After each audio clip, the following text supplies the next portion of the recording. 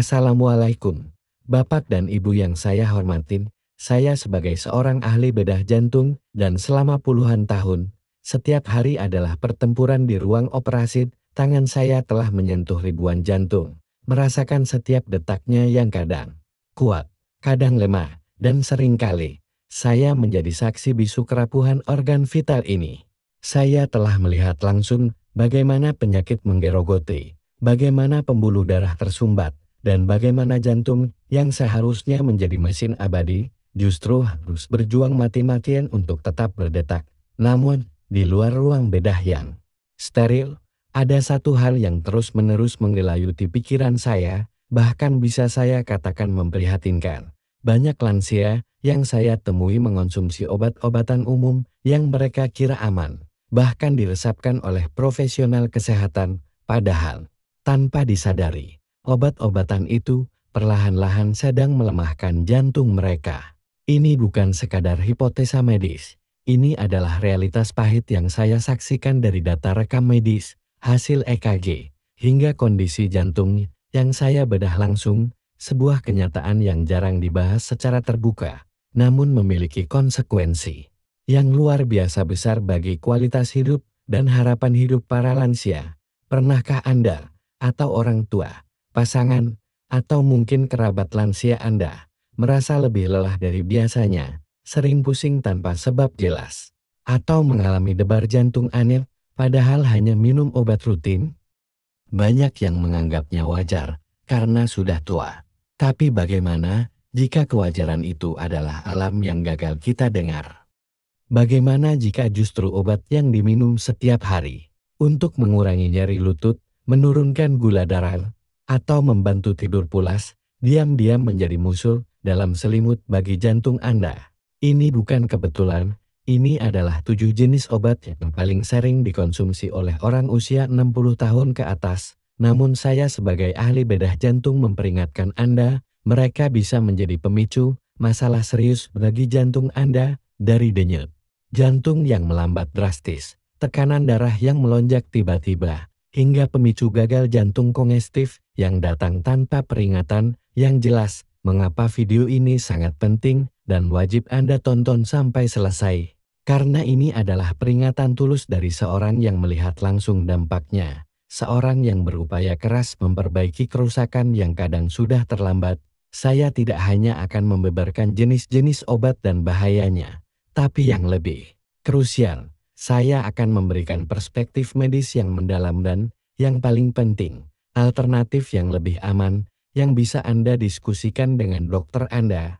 Anda akan memahami mengapa setiap detak jantung di usia ini begitu berharga, dan bagaimana satu keputusan kecil yang cerdas hari ini bisa menjadi kunci untuk menyelamatkan kualitas hidup Anda, bahkan bertahun-tahun ke depan.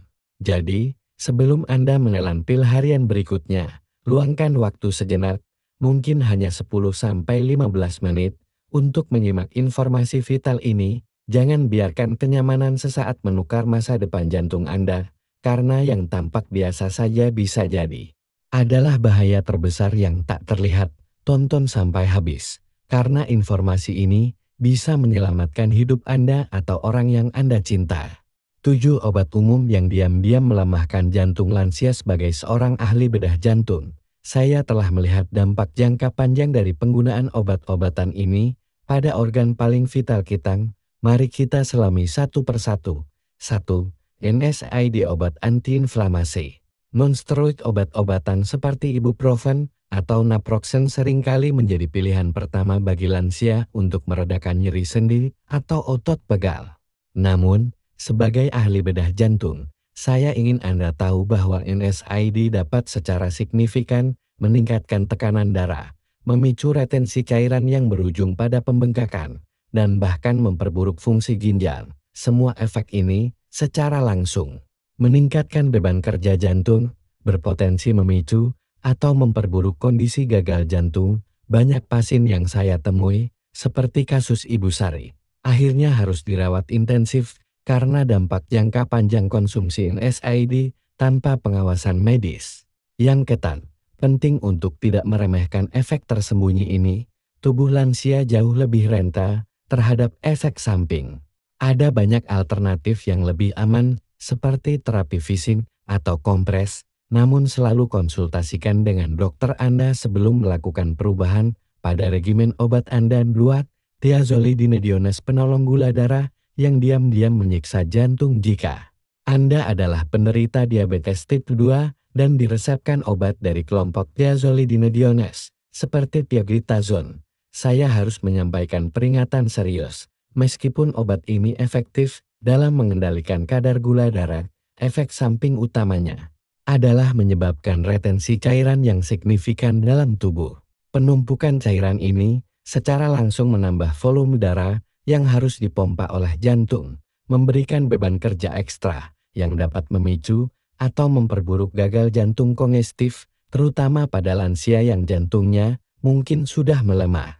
Gejala awal seperti kelelahan atau sesak napas ringan seringkali disalahartikan sebagai bagian dari proses penuaan, padahal jantung Anda sedang berjuang keras. Saya telah melihat kasus-kasus memilukan seperti Pak Dharma, yang kondisi jantungnya memburuk akibat efek samping obat ini. Sangat krusial untuk berbicara terbuka dengan dokter Anda mengenai pilihan obat diabetes yang tidak hanya efektif mengendalikan gula darah, tetapi juga ramah terhadap kesehatan jantung Anda. 3. Hipnotik sedatif, obat tidur yang menenangkan tubuh, tapi diam-diam melemahkan jantung. Mencari ketenangan di malam hari, banyak lansia beralih ke obat tidur atau hipnotik sedatif seperti zolpidem atau diazepam untuk mengatasi insomnia.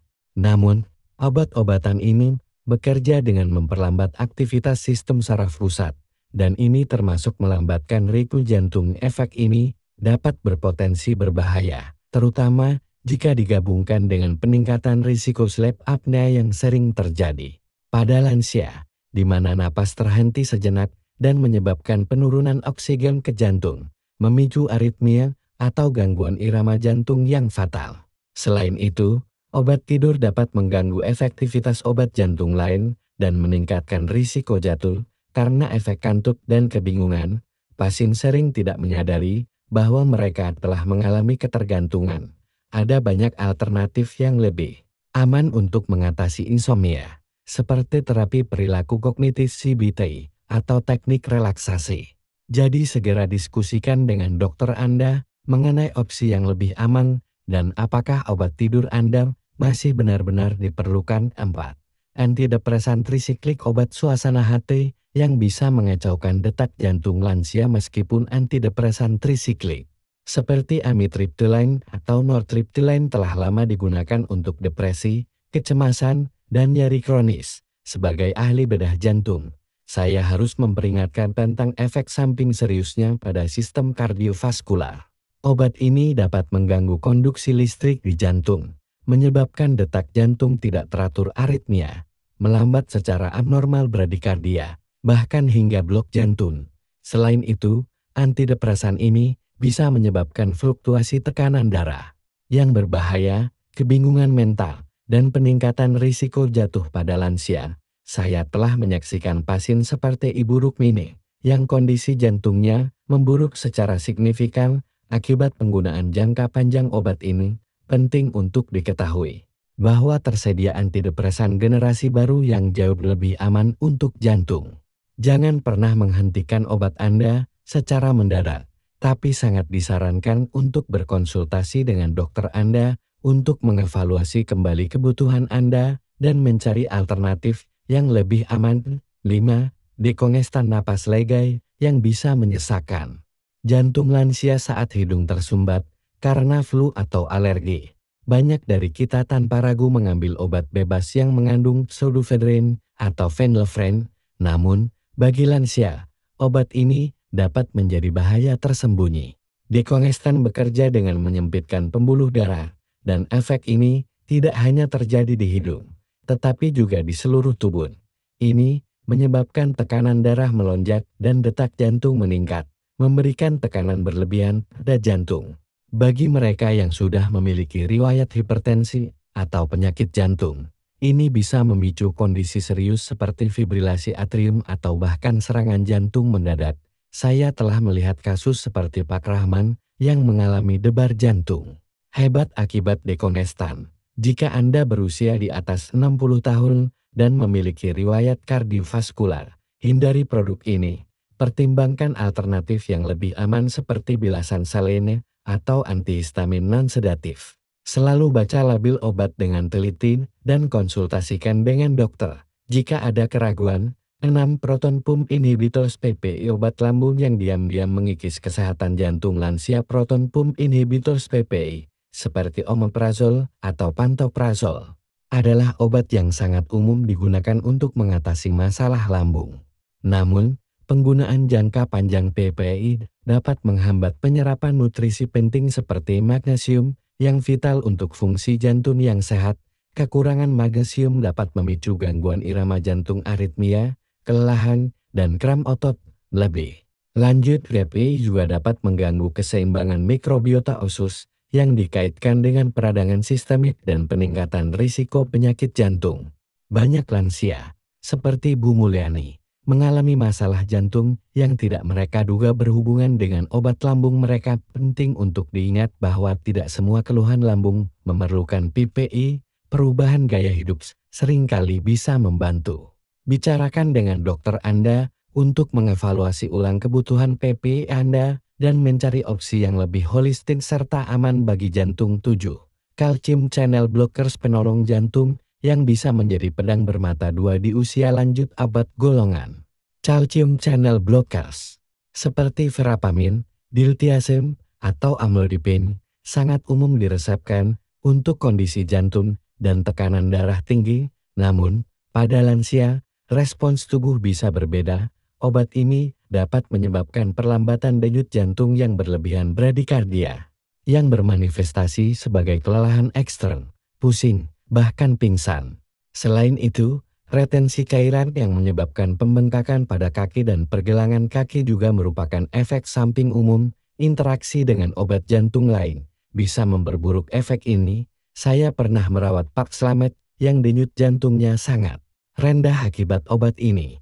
Padahal dosisnya sudah lama diresepkan. Karena tubuh berubah seiring usia, apa yang dulu aman mungkin kini tidak lagi. Jika Anda merasakan gejala-gejala ini, jangan menghentikan obat sendiri, tetapi segera konsultasikan dengan dokter Anda untuk penyesuaian dosis atau mencari alternatif yang lebih sesuai dengan kondisi jantung Anda saat ini. Bapak dan Ibu sekalian, sebagai seorang ahli bedah jantung, saya telah mengabdikan seluruh hidup saya untuk memahami, memperbaiki, dan menjaga organ vital ini, dan melalui video ini, saya berharap pesan saya sampai kepada Anda dengan jelas, tulus, dan mendalam. Detak jantung Anda di usia lanjut adalah warisan kehidupan yang sangat berharga, sebuah anugerah yang patut dijaga dengan sepenuh hati. Dan ia layak mendapatkan perhatian serta perlindungan penuh dari kita. Apa yang baru saja kita bahas mungkin terdengar menakutkan bagi sebagian orang, namun tujuan utama saya bukanlah untuk menakuti Anda. Sebaliknya, saya ingin memberikan Anda kekuatan melalui pengetahuan yang akurat dan relevan. Sekarang Anda tahu bahwa tidak semua obat yang umum itu aman, dan tidak semua resep medis tidak punya risiko jangka panjang, terutama pada tubuh yang sudah menua. Anda memiliki hak penuh untuk bertanya, untuk memahami setiap detail, dan untuk mengambil peran aktif, bahkan proaktif, dalam menjaga kesehatan jantung Anda. Jadilah advokat terbaik bagi kesehatan Anda sendiri, atau orang yang Anda cintai. Saya ingin sekali mendengar dari Anda, setelah menyimak semua informasi kritis ini, apa yang paling mengejutkan bagi Anda? Obat mana yang ternyata selama ini Anda konsumsi tanpa tahu risiko tersembunyinya? Dan pelajaran apa yang paling membekas di hati Anda dari pembahasan ini? Bagikan pemikiran dan pengalaman Anda di kolom komentar di bawah ini. Kami membaca setiap komentar Anda. Pengalaman Anda bisa jadi sebuah inspirasi, peringatan, atau bahkan solusi bagi orang lain yang mungkin sedang menghadapi tantangan serupa. Mari kita bangun komunitas yang saling mendukung dalam menjaga kesehatan. Jika Anda merasa video ini telah memberikan manfaat, pencerahan, atau sekadar sentuhan ketenangan di hati Anda, mohon luangkan waktu sebentar untuk tinggalkan like sebagai Bentuk dukungan tulus Anda ini sangat berarti bagi kami dan membantu kami tahu bahwa konten edukatif semacam ini sangat dibutuhkan dan diapresiasi. Dan yang paling penting, saya mohon dengan sangat, bagikan share video ini kepada keluarga, teman, dan orang-orang terkasih, terutama mereka yang berusia lanjut atau memiliki riwayat penyakit jantung. Informasi ini bisa jadi penyelamat bagi banyak orang yang belum menyadarinya. Dan terakhir, jangan lupa untuk subscribe agar Anda tidak ketinggalan video-video informatif dan edukatif lainnya dari kami yang akan terus berupaya membantu Anda menjalani hidup sehat, aman, dan penuh kesadaran, khususnya di usia emas Anda. Terima kasih banyak, Bapak dan Ibu yang luar biasa, sudah menemani saya hingga akhir video ini. Ingatlah selalu, menjaga jantung Anda adalah menjaga kehidupan Anda. Semoga kita semua dikaruniai kekuatan, ketabahan, hati yang lapang untuk menerima, dan selalu dikelilingi oleh cinta serta kedamaian di setiap langkah perjalanan kehidupan. Sampai jumpa di video berikutnya.